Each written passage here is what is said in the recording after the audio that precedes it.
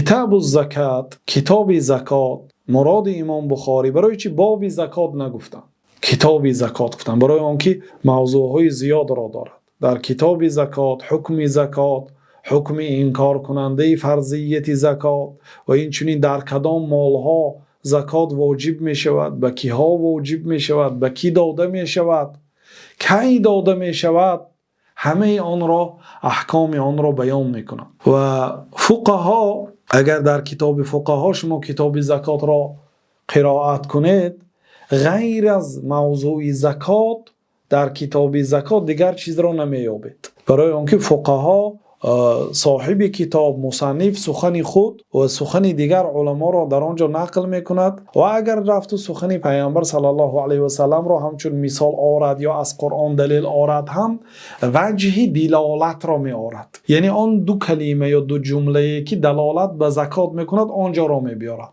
اما در کتاب های حدیث علمای محدثین حدیث رو به پررگی غالبا ذکر میکنن. اگر به حدیث مثلا کتاب زکات است ولی که میبینه درباره عقیده هست، درباره نماز است، درباره ظلم هست، درباره دعای بدی شخصی مظلوم هست، ولی در کتاب زکات هست مثلا که خیلی که انشاءالله در رفت قرائت و شرح کتاب انشاءالله با خبر میشوید. کتاب الزکات یعنی من در این موضع برای تو ای خواننده یک چند حدیث های صحیح که از جناب رسول الله صلی الله علیه و سلم با سندی صحیح ثابت شده است به تو روایت میکنم، با سندی متصل از خودم شروع تا پیغمبر صلی الله علیه و سلم روایت میکنم در این موضع.